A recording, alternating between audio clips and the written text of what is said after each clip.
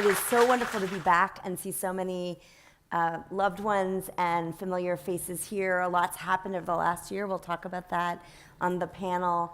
So we want to extend the concept of turning story into action, of bringing curiosity and design thinking to our work and creating psychological safety. So we'll be threading those themes that have already been introduced and talked about this morning into this session. We'll be starting with Eric really giving a very vivid example of turning his personal experience and story into action in May of this year. And he'll be telling us that story both in images and in words. I think this will be a great grounding and example for thinking about how each of us has the power and, in fact, the responsibility to do that in our work.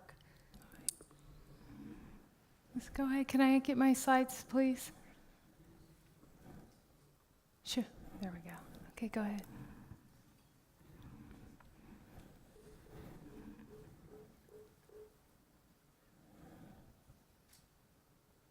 Is it working?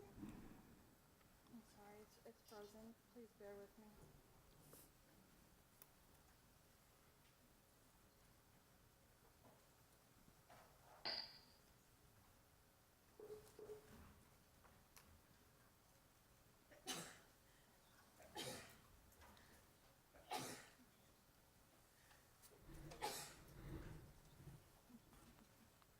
Sorry.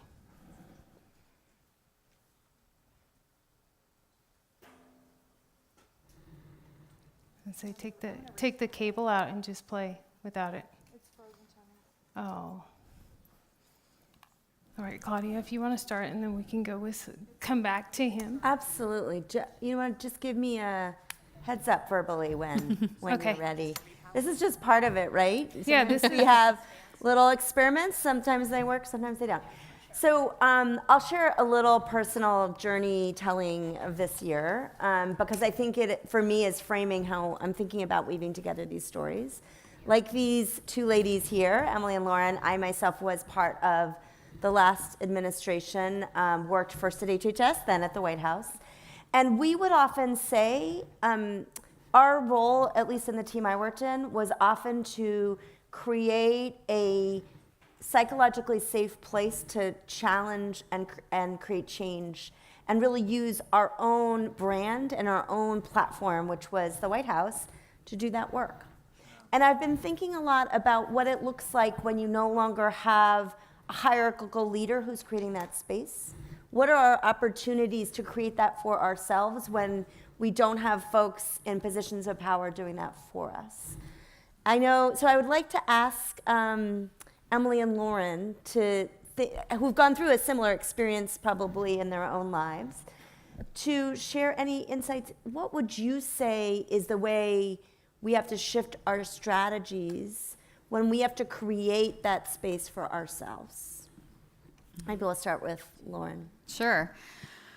Well, I think you hit the nail on the head that for those of us who worked in and around the administration and in the the healthcare space, there'd been a sort of natural thought leader for a number of years that we've all been used to following, and I think the sense of being a little deferential became very comfortable for people, and we're having to exercise some muscles we haven't used to in a while. But a former colleague and kind of a mentor of mine, shortly after the election, there was a group of individuals who'd been working in the progressive political space, but on public policy broadly. We're turning to him because he was more senior to us and had worked in a similar community, and asking, well, I have this idea, should I try this, or should we do this? And after a while he said, there's no asking anymore. Go and do. You have the great ideas, you have the skills, you know the people, make it happen. And I think that those are wise words for all of us who care about these issues. We have the ideas, we know the people, get some partners together and make it happen. Yeah, I think in building on that, it is really hard when you've gone from having, and in any capacity, whether it's policy or anywhere else, where you've gone from having kind of like this really nice institutional platform to going out into like the wild blue yonder where there is no platform and you have to build it yourself. And so I think the piece of advice I would give you, and one that has served me well, is that, I think we oftentimes as individuals see these big problems and feel really overwhelmed by them, and also feel feel that we ourselves are not like smart enough or organized enough or connected enough or anything enough to actually impact them or make a difference. But if everyone thinks that way, no one's going to raise their hand to start trying to solve it. So I guess like the challenge I'd put to you is like be the person who raises their hand and starts helping build the new platform. Because if it's not you, then who will it be? Mm-hmm. I'm wondering, one of the ways we can create the space for that, when I hear like organizing a movement, that feels scary and big. And who am I to say I could create a movement, right? But the movement is here. We see it around us. We are the movement. We are the people. But then I was thinking about, well, these concepts of design thinking where you are curious and you try something small. So imagine you're sitting in this room and you're somebody who has a story, who's had a really powerful experience. What might be one of the smallest steps? Because even when you say, like, find the people, organize the thing, it's like, I don't know how to do that. So what might be some of those small steps that people could take tomorrow or today here in the room? What would you recommend? I guess I think coming at it from a personal perspective, for me, I knew that the thing I wanted to affect was the way that people thought about healthcare policy. I think it is unfortunately really divisive in our country, but it doesn't have to be, and I don't really think it should be. And so for me, my first very small step, which was a very small step, was just explaining to people I knew who had these ideas about what the Affordable Care Act was and what it did, and helping them to understand who I was and what my condition was and why the law mattered for me. And I think, never underestimate the power of a story to help somebody really internalize why an issue matters, why they should, if not support you, at least not oppose you, and to help open their mind a little bit. And it seems very simple, just, having a coffee with somebody and telling them your story. But for me, that was the first step, and it was small, but very scary. Yeah, I agree with everything Emily said. It starts with storytelling and sharing your personal narrative. And it's really about relationships. It is starting person by person and finding other people who believe the same thing that you believe. Social media has become an amazing connector on things like this if it's a relatively obscure issue that you're working on. The other thing I'd say is do a little bit of research and see who else out there is already speaking on this issue. Probably there's somebody somewhere that you can connect and join forces with. There's no need to reinvent the wheel. But I think it comes down to relationships, finding people who want to join you, and it starts with 2 and 5 and 10 people, and that grows from there, snowballs. Mm-hmm. Yeah. I think this is a great segue to Eric. Yeah. LS Advocacy Day on Capitol Show Hill. my slide. Every year, the LS organization plans a trip to Washington, D.C. to advocate for new legislation on Capitol Hill. They have been advocating for years. The LS organization assigns volunteers from every state chapters, such as Golden West chapter in California, to have them attend this event. Each volunteer will meet with their congressmen or senators of their own state for new legislation such as the Steve Gleason Act, which gives an individual a speaking device to communicate with. But, due to Medicare's out-of-date policies, this has become an even slower process for those to attain one of these speaking devices. As mentioned above, every member will have the opportunity to meet with their congressman or congresswoman during Advocacy Day. But there are many ways to meet your congressional representative beside a LS Advocacy Day. Remember, each congressional representative is voted by the people. Believe me, I write to them all the time. There should be an office in each congressional district. If you wanted to contact your representative via their email or phone number, you could also use the Capitol Hill website and find your representative. Remember, they work for you. This year I had the opportunity to take my family and caregiver to the LS Advocacy Day on Capitol Hill in May 2017. The event was on a Tuesday and we arrived on Sunday evening. There are many challenges that come with traveling with this disease, which has to be planned out far way in advance. We had to have assistance at the gates with transfers between airplanes and airports, reserve a handicapped van for pickup, and a handicap-accessible room at JW Marriott Hotel. This would be my third time advocating on the Hill, thus I knew what to expect. On Monday we registered for the event on Capitol Hill at the hotel. Later on, we went downstairs and walked into a huge conference room which had every ALS chapter in the United States attending this event. This was a great opportunity to meet other families dealing with this horrific disease. We were given information on medical policies that were outdated, on care and treatments for patients with ALS. For example, Medicare is authorized to give so many hours for home health care. This is not enough for patients with this horrific disease. Patients with the disease are also limited to physical therapy visits. We were also given information on new phases for drug treatments, which is down the horizon, that will give so many people hope with ALS. That evening we had a meeting with all members from the Golden West and the chapter president. During this meeting we discussed the 2017 new legislation for the ALS community, such as to waive the 5-month waiting period for Social Security Disability Insurance (SSDI) benefits. After a disability claimant has been approved, the person will receive benefits right away. Currently, each applicant has to wait 5 or more months to receive their benefits, which is a hardship for their families. Sometimes, those newly diagnosed with ALS might have only weeks or months left to live. The next legislation is access to home health services.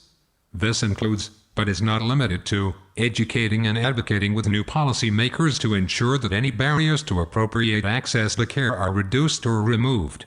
It also includes addressing problems such as patient avoidance, dropping patients, and illegally limiting the hours services are provided. Third legislation, preserve access to complex rehab technologies.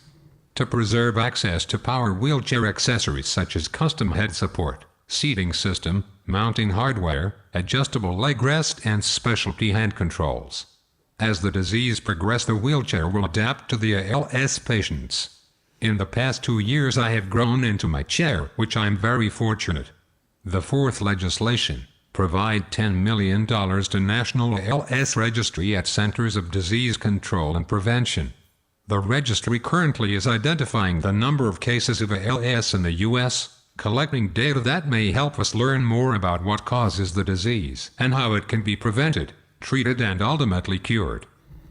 The last legislation, provide $10 million to continue the ALS research program, ALSRP, at Department of Defense, DoD. Studies supported by DoD, Department of Veterans Affairs, National Institute of Health, and Harvard University have found that military veterans are twice as likely to die from ALS, and the Desert Shield/Desert Storm veterans have a 60% chance of dying from ALS. The ALS research program is promoting translational research and is specifically designed to find new treatment for ALS. After we discussed every legislation, the chapter president assigned groups. Every group is given several legislation packets, congressional appointments, and a map of Capitol Hill. I was the group leader, and I had my family with me.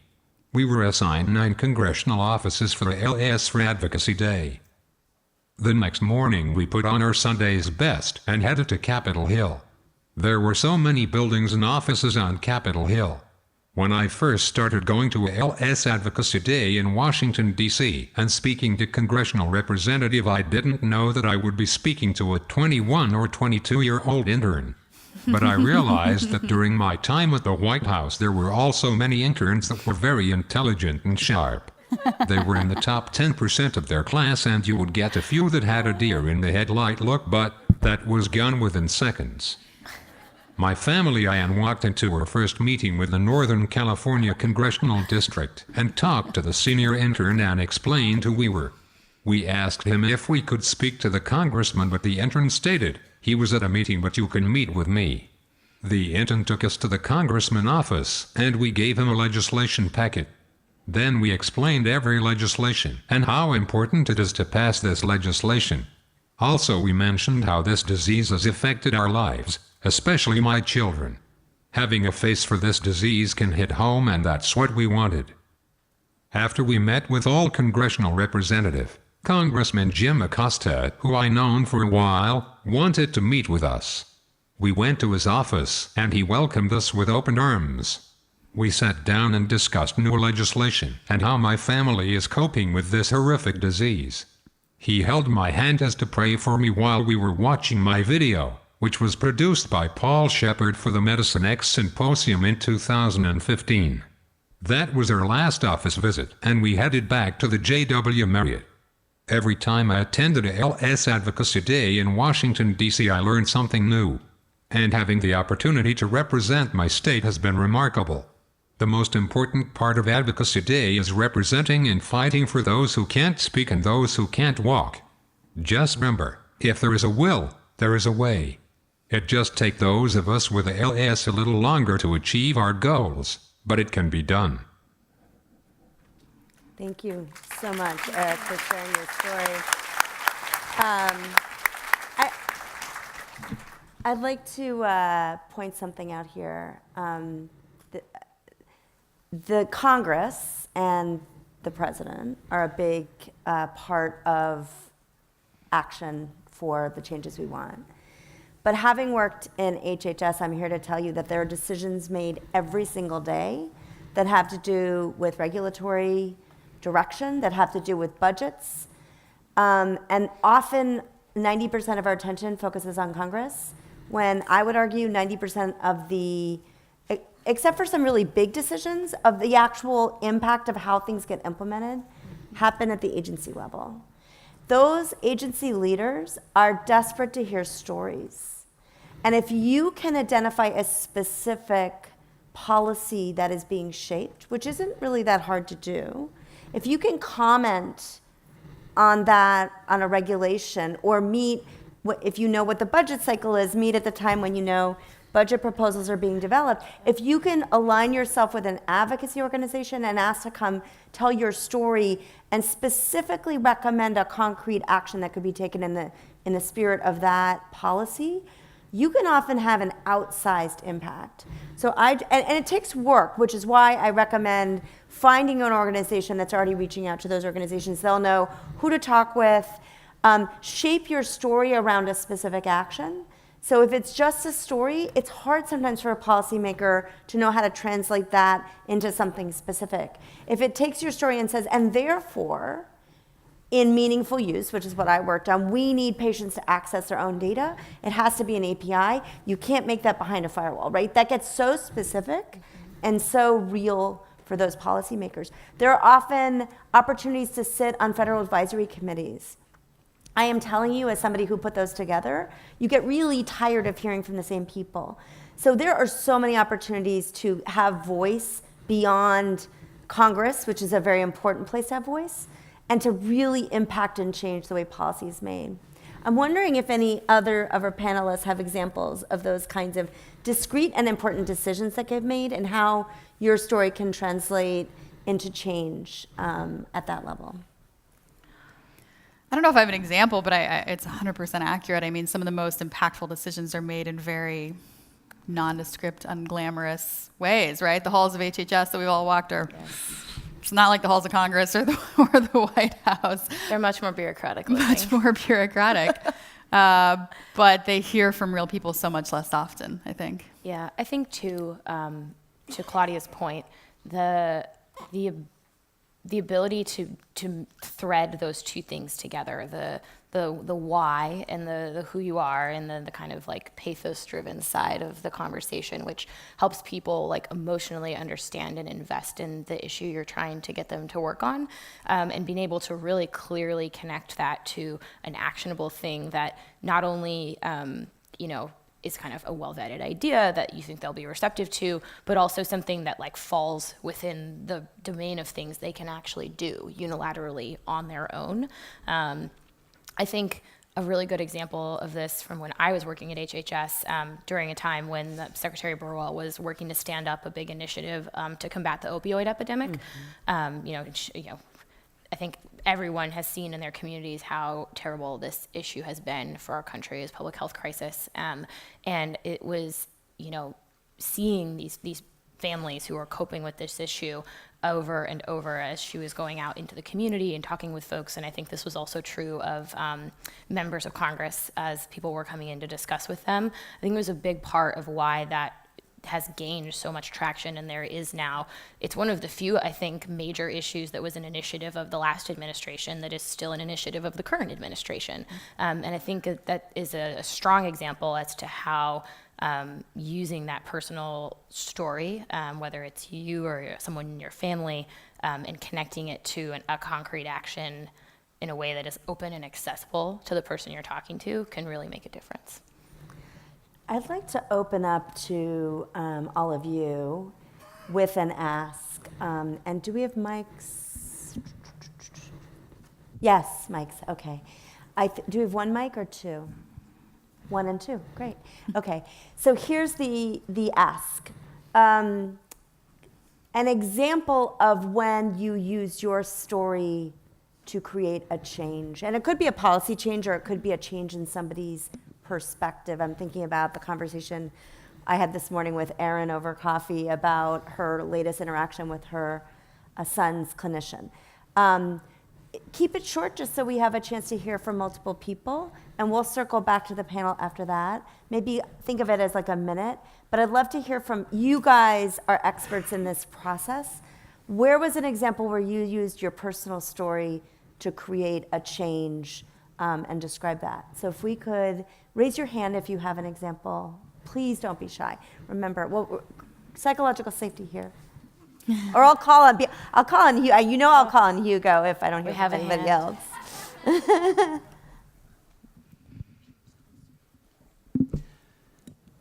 My son has been on an IEP for about 9 years, and he's now entering high school.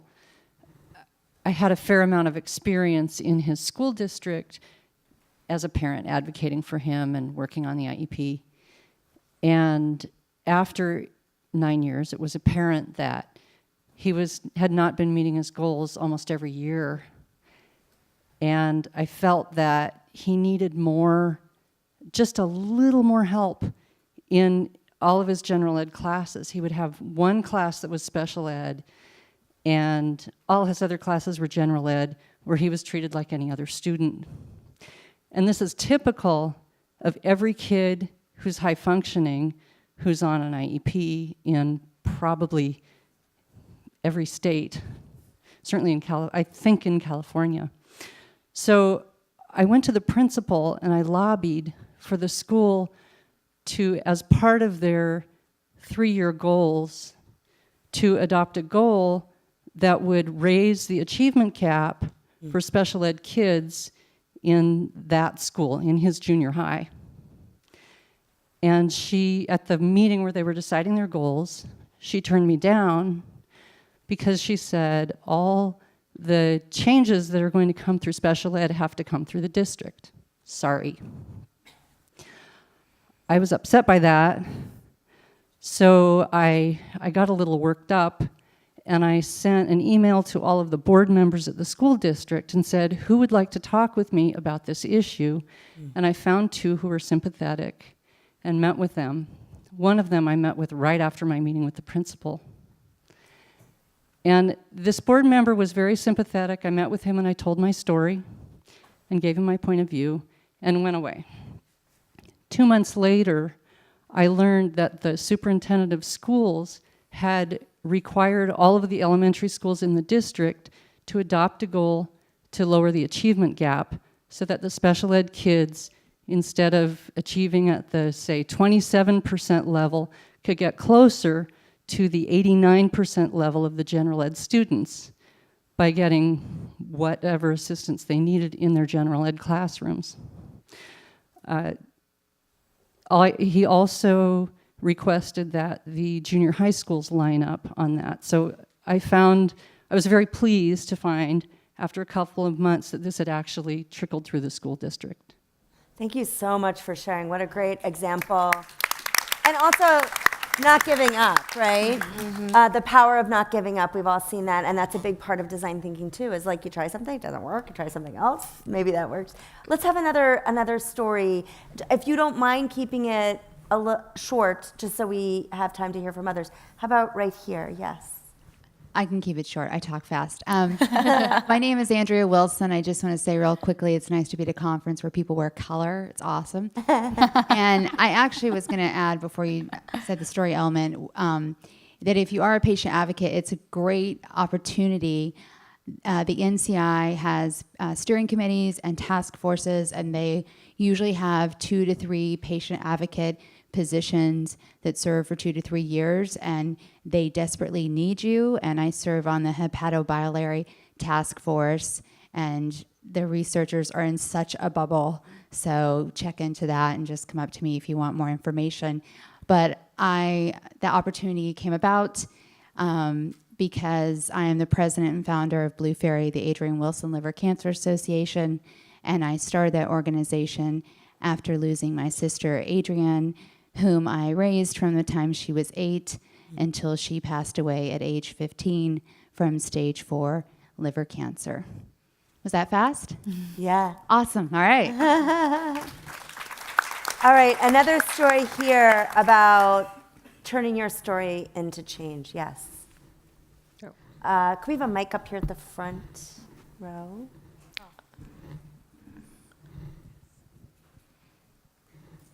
Here it comes. Right here. Thank you.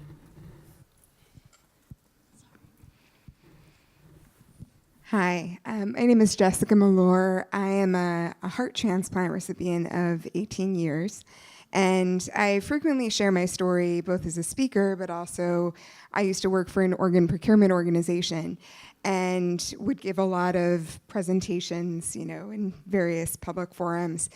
And I remember someone from the clinical department shared that they had a donor a week after a presentation that I gave, and they said that the donor had heard my presentation and signed up, and the family brought that up, during the meeting. So, and that's what has driven me. I feel this responsibility to share my story because there are so many people that die every day from not receiving an organ in time, and to know that I was able to have an impact on saving multiple lives, that meant a lot to me. Thank you. Let's take one more over there. I'm sorry, I can't really see the faces. Hello, my name is Liz Salmi. I'm a person living with brain cancer. I volunteer with National Brain Tumor Society, and this is a really similar story to Eric's, but a little bit different. They do a public policy day. We have a policy agenda. We go speak to our members of Congress. I live in Northern California. And for 6 years, we were advocating for oral chemotherapy parity. In the brain cancer space, our frontline drug is a pill, a chemotherapy in the form of a pill, which is covered under a prescription drug benefit as opposed to the hospital benefit. And depending on where you live, it's very expensive, depending on where you have your health insurance. So we were going to asking Congress and Senate to pass an oral chemotherapy parity bill at a national level. And it was really hard, and no one was passing it. So I had heard that there were a couple states that were passing their own version of a similar bill at the state level, so talking about local level, though statewide. And I thought, I live in Sacramento, state capital, super easy for me to get to the capital. I was like, well, who's doing this in my state?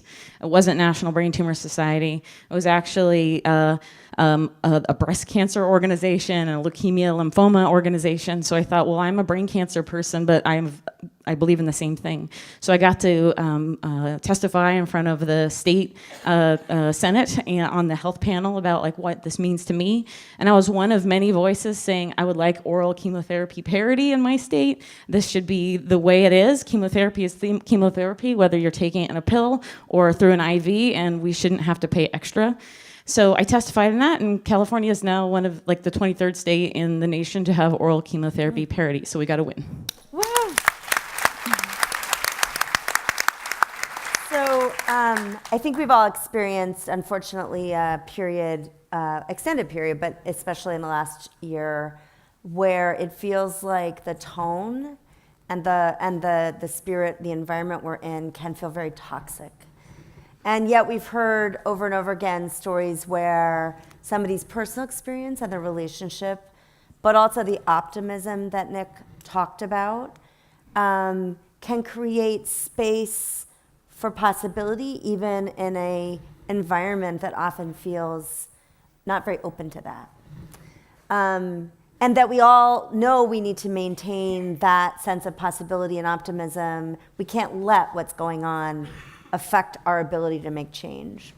So I guess I'm especially wondering from a congressional experience where I think that can feel very divisive and confrontational and zero sum. How do we take what Nick and Larry talked about in terms of possibility, optimism, creating more space for things to happen that are good in a place where it often feels so one against the other? Yeah. I think, well, two things. One, before we jump into that, one additional thing I would say on storytelling is I think a lot of stories sometimes feel like they're driven by a roadblock or something that went wrong, or people running into, challenges. And there may be people in this room who are thinking, I've not run into roadblocks like that. Do I have a story to tell? And I do want to reinforce that the answer is yes. You can tell the story in the positive. You can tell the ways that you've been blessed and reiterate that everyone deserves to have that opportunity, and flip it on its head. So I wanted to make sure everyone left knowing that you have a story that is impactful and emotional and meaningful here. To your point, I think a couple of things. One, I'm sorry, I forgot your name.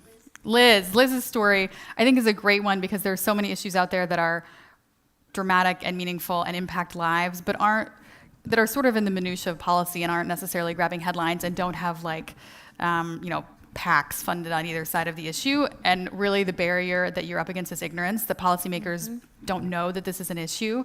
And so there's a tremendous amount of room and space to just enlighten that it really is the 22 and 23-year-olds that are making a lot of policy in Congress, rest assured. Make sure they're aware of your issue. Bring it to their attention. There is space for those things, I think. Yeah, and I think to add on to that, a lot of the, coverage, to Lauren's point, that you see about what's happening, whether it's at a state level, policy, legislatively, or at the national level, legislatively, are the fights, right? That's like what's sexy. It's what get good news ratings, and that's what the media likes to talk about. But my first stint on a Senate committee, we passed 27 public health bills in one Congress. And they were all, kind of small, and did, a couple concrete and discrete things. But they all moved the ball forward. And I think that this point you've identified here of not all change has to be monumental or feel like you're moving a mountain. Sometimes it is just chipping away bit by bit and finding the 20% in the middle that everybody can agree on, and trying to bring people to that space. Because when you get them in that space, it's a little bit easier to start talking about what other things you might agree on and what's the next thing that you might agree on.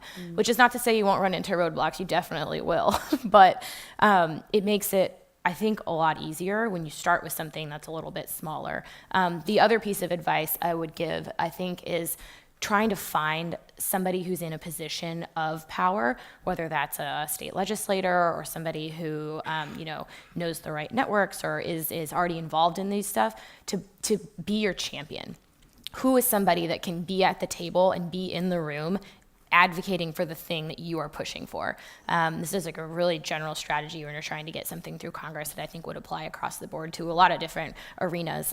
But bills that have senators or congressmen who really care about them and are personally pushing to other senators who are controlling committees or controlling the agenda about how things move forward, that matters. These are all coming back to relationships. And so I think finding one or two people that are willing to go to the mat for you, lack of a better term, can really make a difference. And all of those elected officials are people with personal lives and personal stories and personal interests. Find the ones They that are have real personal people. experience with your issue. Most of them. So I guess we're going to close. And having faced a new legislation can have a huge impact because Capitol Hill wants to hear from you. It's easy to say nothing, but it takes strength to speak out. That's so true. So I guess if we're going to knit together the themes of the morning, closing this panel, think about how to use your power to make change and your story to make change. And don't just think, but use the next 2 days to start to act. I think also many of us just feel tired, right? We're working hard. We've hit the wall. And I think it's in community where we can recharge. And this is a really important community to many of us. So find an additional ally or two over the next couple days and think about that next incremental change that you can take action on when you get back. I have, just in the course of this panel, there's a legislative action in Sacramento that I've been looking at it and thinking like, it really matters. And it is actually giving more open access to opioid data. But I've been like, there's the medical association, and then there's the hospital association, and then there's this conflict between them. But I know that my organization, if we had access to that, could expose that and actually save lives. I've just been holding back because it just looks complicated. And so I will tell you that over the course of this last few minutes, I was thinking, okay, darn it, I got to go figure that out. And I think often it's just making that little bit of extra commitment so that you can find your allies and then make the change and maybe not have success, but actually hope to make other people's lives better. So thank you all so much for your time. I wish we'd gotten to more of your stories, but I know you'll be telling them to each other over the break. Thank you so much to Eric, to Toni, to Lauren, and to Emily for this wonderful panel. Thanks a lot. Thank you. Thank you.